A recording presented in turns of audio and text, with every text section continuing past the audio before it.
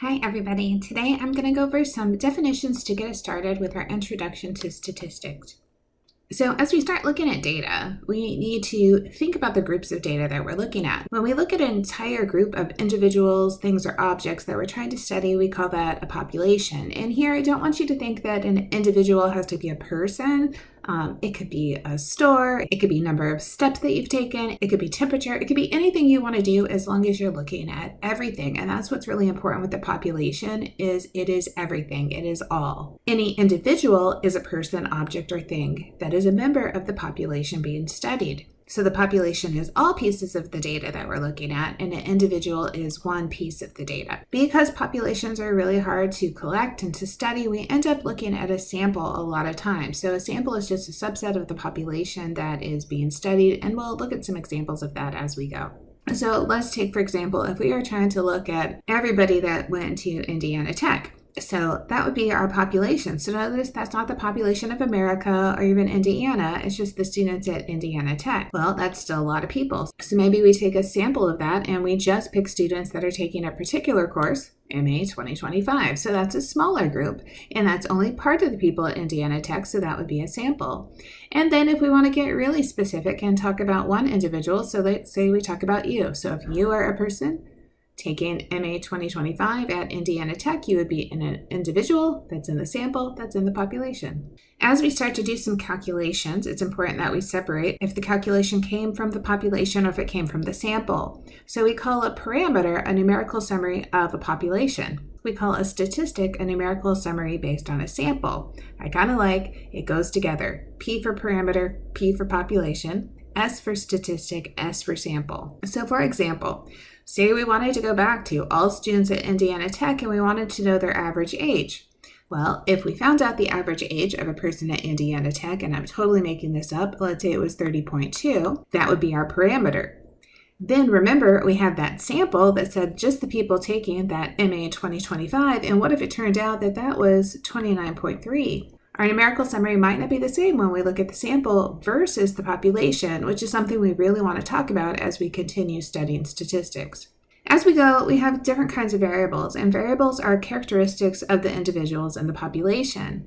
We can break that down to two basic things, qualitative or quantitative. So qualitative is like a word description. So it classifies the individual based on an attribute or a characteristic. So that could be maybe like the color of a car or the gender of a person, or maybe, let's say, a shape of a distribution, or maybe the shape of somebody's yard. Quantitative is numerical. The numerical measure of an individual could be the height, the weight, the age, heart rate, like lots of things. So anything I can put a number on to characterize something is called a quantitative variable. Anything that needs to be described as a word, then we're going to call that qualitative. Let's say we wanted to do a study on homelessness. What kind of qualitative and quantitative variables could we consider? So if you've read much about studies that are being done, a lot of things we might look at quantitatively could be age. We may want to know if we're looking at minors, right? Do we have children that are homeless? Qualitative wise, a lot of times we look at the number of homeless that are veterans. So are we serving our community well? Other things we might look at is drug usage. We might also want to look at education. Quantitatively, we might want to know length of time people have been homeless. Maybe the length of time since someone had a job. We may be concerned about the location of where they live now. You can see this list could continue, and there are things that would fall into qualitative and quantitative data that we could gather to try to help to work on this issue. As you're looking at numbers break down further to two other categories called discrete and continuous. A discrete variable is a quantitative variable that has either a finite number of possible values or a countable number of possible values. That means if you ask somebody how many kids they have, they say 0, 1, 2, 3. They're whole numbers. Versus continuous is a quantitative variable that has an infinite number of possible values it can take on and be measured to any desired level of accuracy. This can be something that you can really get into the minute details of. So things that involve time, where you can go into seconds and milliseconds. If you go into weight, which can go down to ounces, or parts of ounces, right? So if I can give further detail, then that becomes continuous. Let's take a few examples and decide for each one if it would be a discrete or continuous variable. So we're going to start with the number of students in a class. Would you think that that is discrete or continuous. So this will be discrete because I can count how many students are in a class. Length of time to run a mile. What do you think about that? Well, because this is time, and if you're a runner, it's a time that you're really paying attention to down to the millisecond, then that would be continuous. We can look at each millisecond individual and say that we have lots of different lengths that can go with. Birth weight, that is also continuous, because ask any new proud mom or dad how much their baby weighed at birth, and they will tell you 6 pounds, so many ounces, right? They never just say 6, 7, right? They come down to that exact detail. Number of MGM employees, even if it's a big number, they can tell you at any time during their payroll exactly how many people they have, so that would make that discrete. So let's take this larger example where we're going to determine what key term refers to the following study. So a study was conducted at a university to analyze the average resting heart rate of laboratory rats. We are going to fill in the letter of the phrase that best describes each of the items below. So we're going to go through and look for what's the population, what's the statistic, the parameter, the sample, the variable, and the data. So here are our choices. We have a group of laboratory rats randomly selected, the heart rate of a laboratory rat, the average resting heart rate of a laboratory rat, the average resting heart rate of lab rats in the study, all laboratory rats, 335, 349, 410, 419, and 442. What I would encourage you to do is to pause me for a minute, see if you can figure out what goes where, and then I'll talk through the answers. So let's go through and look at our answers. Let's start with A, a group of laboratory rats randomly selected. So since it's a group, that looks like a sample, so that goes here. Number 4 is A. The heart rate of a laboratory rat. So that's something that's going to change, so that's our variable. That would be B. C says the average resting heart rate of laboratory rats. So this says really all laboratory rats because it doesn't give any specification to some of them. So C goes for a population, so that's our parameter. D says the average resting heart rate of all lab rats in the study. So a study says we're looking at a sample. That makes this a statistic. E says all laboratory rats. Well, all says population, so that goes with number 1. The last one, 335, 349, 410, 419, and 442, that would be our data. So let's talk about how we get these samples. Our hope is always to have a random sample, and random sampling is the process of using chance to select individuals from a population to be included in the sample. If a non-random method, for example using volunteers, is used to obtain a sample, the results of the survey are really meaningless. Think of something you see all the time that looks like that, like reviews online. This is not a random sample because who posts? Isn't it just people who feel like it? So is this an accurate rating? If we only have people who decide they feel like posting, do we know overall if a product or a restaurant is good or bad just based on a few people decide that they're going to write online? So what we would call this is self-selected samples. These are responses only by people who choose to respond, such as call-in surveys or mailings, and they're often unreliable. The person answering the phone or mail may not be the intended participant. They may have bias in their answer. There's lots of reasons why this doesn't represent everyone in the population. We also have the possibility of no response or refusal of subjects to participate. The collected responses may no longer be representative of the population. People with strong positive or negative opinions may answer surveys, which can affect the results. Let's talk about simple random samples. A sample of size n, and notice this is a lowercase n, from a population of size capital N is obtained through a simple random sampling if all sample size, lowercase n, have an equally likely chance of being selected. This sample is often called a simple random sample, SRS. As you're studying statistics, I hope you become aware of which n is listed in data that you read. So the lowercase n will say it's a sample, the uppercase N will say it's a population. A sampling bias occurs when some members of a population are less likely to be selected for a sample.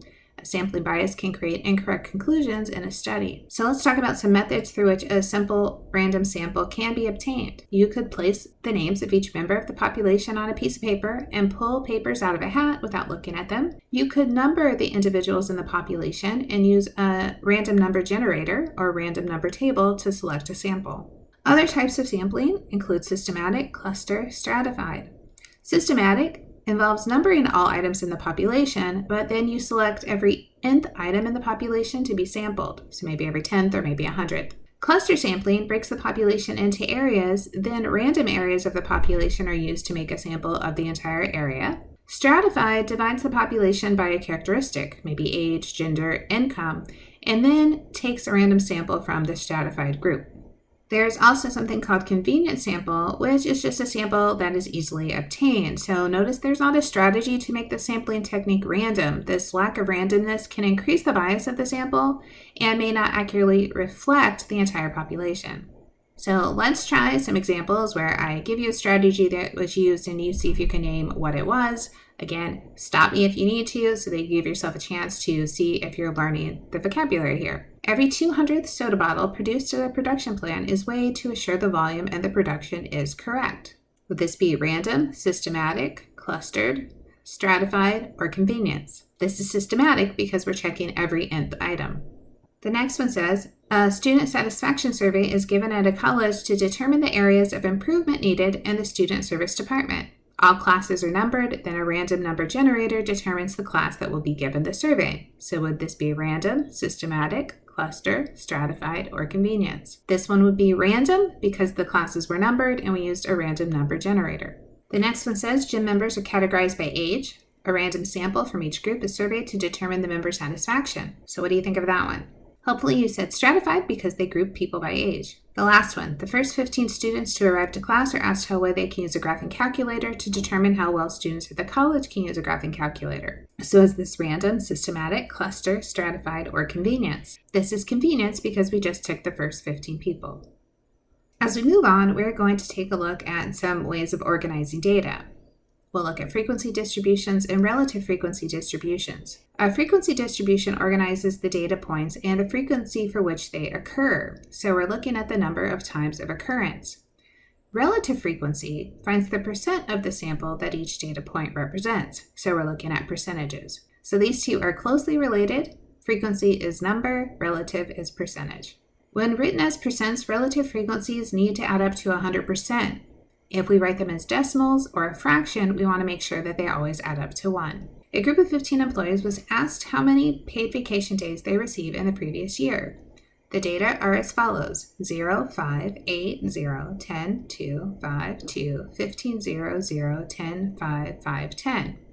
We want to construct a relative frequency distribution for the data and enter the relative frequencies as exact answers, which I highlighted and said, let's make that a fraction. So let's start by looking at what the different outcomes could be. So when you look through, there are people who got 0 days off, 2, 5, 8, 10, and 15. 0 happened 4 times, 2 happened twice, 5 happened 4 times, the 8 happened once, 3 people got 10 days off, and then last, 1 lucky person got 15 days off. So if we wanted to, we could take our total just as a double check and make sure that adds up to 15 because that's how many people we said we had in our survey. Then the relative frequency. It's important we have the 15. So we write 4 over 15 and then 2 over 15. I have 4 over 15 again, 1 over 15, 3 over 15, 1 over 15. So I'm always dividing by 15, which is the total. And again, that should add up to 1. I would do a quick glance through to see if you can simplify any of your fractions. And the only one I see is this 3 over 15. We could write as 1 over 5. This is the same thing, just typed out neatly. Now let's go through and see what fraction of people surveyed received 5 days of paid vacation. So 5 days is 4 out of 15. What fraction of people surveyed received less than 5 days? So less than 5 days would be the people with 0, which was 4 out of 15, and also the people with 2 days off, 2 out of 15, which is a total of 6 out of 15. Again, I want to look through and say, could I simplify that? And I can. 6 and 15 are both divisible by 3, so I can make that 2 out of 5. Pay attention to how things are always worded. So sometimes it'll ask for percents, sometimes it will ask for fractions. So you just want to be able to flip back and forth. 2 divided by 5 as a decimal is 0.4. I'm going to write a 0, which says this is 40%. A couple more questions, same data. What fraction of people surveyed received at most 10 days of paid vacation? Now, these words like at most, you have to be really careful with. Even though it says most, it really means 10 days or less, so it can't be more than 10 days of vacation. You have 2 ways to do this. You can add up all of the items that were 10 or less, Or you can say, well, how many people got more than 10 days and it was only 1? So of the 15 people, 14 got less than or equal to 10 days out of the 15, or you could add 4, 2, 4, 1, 3, and you would also get 14. The next question says, what fraction of people surveyed received between 5 and 10 days of paid vacation inclusive? Inclusive means include the 5, include the 10. So 5 to 10 is 5, 8, or 10, which I can see right here is the 4, 1, and 3. So 4 out of 15 plus 1 out of 15 plus 3 out of 15 is 8 out of 15. There's one more thing we can add to this, and it is called cumulative relative frequency. So the cumulative relative frequency is the accumulation of the previous relative frequencies. So to find the cumulative relative frequencies, you add the previous relative frequencies to the relative frequency for the current row. Let me show you what that means. So as we're going through, the first row happened 4 out of 15 times, and there's nothing before it, so I leave it as 4 out of 15. But the next row that has 2, my cumulative is 4 plus 2 is 6 out of 15. When I add the next row, it adds 4. 6 plus 4 is 10 out of 15.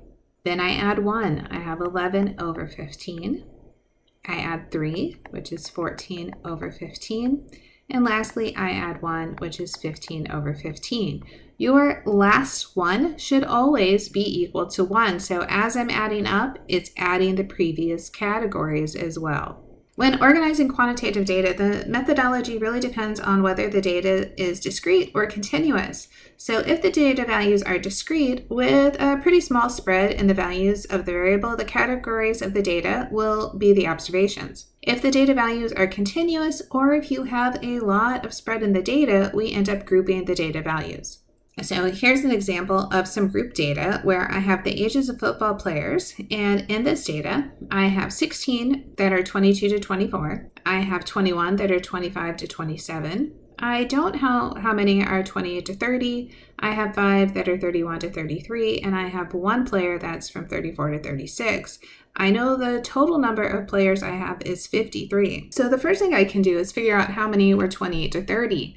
So I'm going to add 16, 21, 5, and 1, which gives me a total of 43. So that means 10 players must be from 28 to 30. That way it adds up to 53. The relative frequency, I'm just going to put them as fractions. So 16 over 53, 21 over 53, 10 over 53, 5 over 53, and then 1 out of 53. Now I want to do the cumulative relative frequency. So remember, cumulative, you are adding. So I start with my first one, 16 over 53. Now I'm going to add 16 and 21, which says I have 37. Then I add 10, so that's 47 out of 53.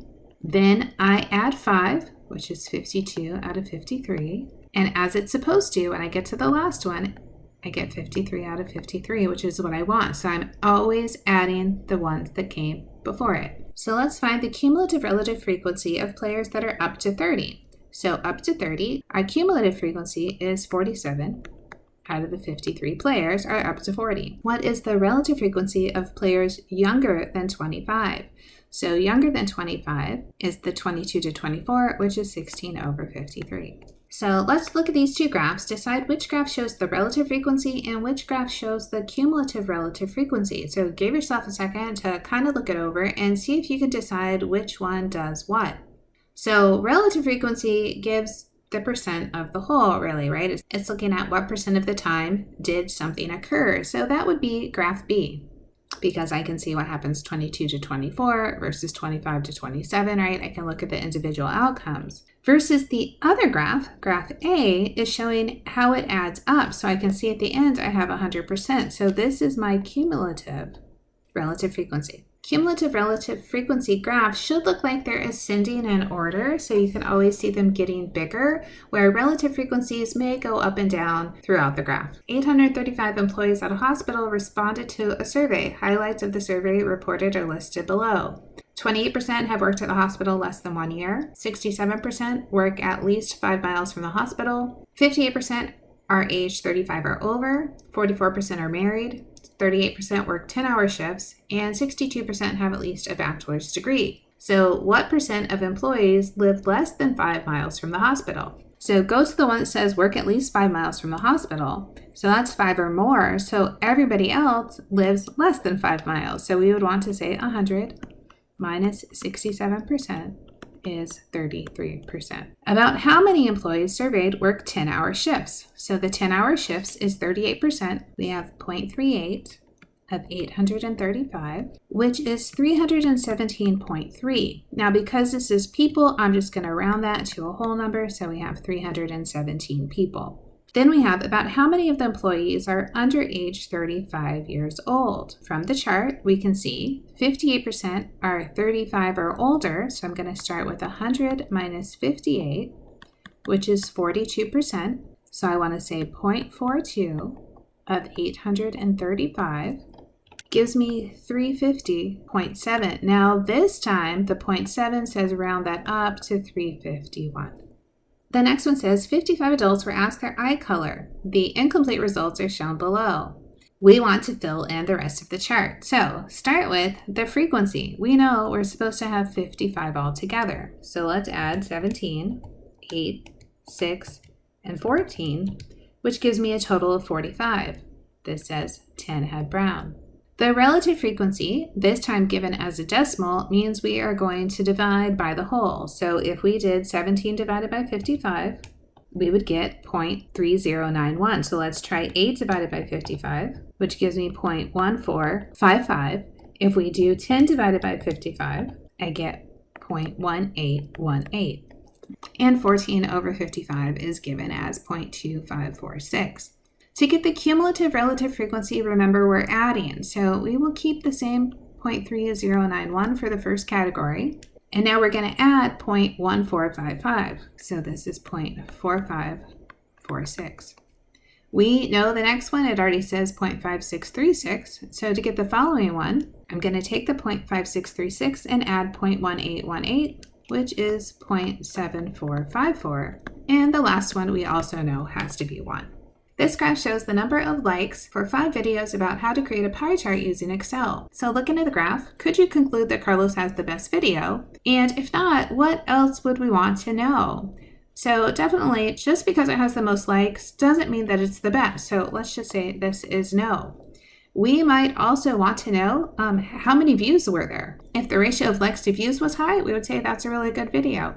Maybe you want to know how many people didn't like the video. And again, maybe you want to know the ratio between the two, the likes to the dislikes. So what this shows us with statistics is statistics should show us information, but hopefully it also creates curiosity and it makes you ask questions. Makes you look at what data do you have, what other data do you need, and then is it representative of the population being represented? We will continue to look more at this as we go on, but this is our quick definitions to get us started.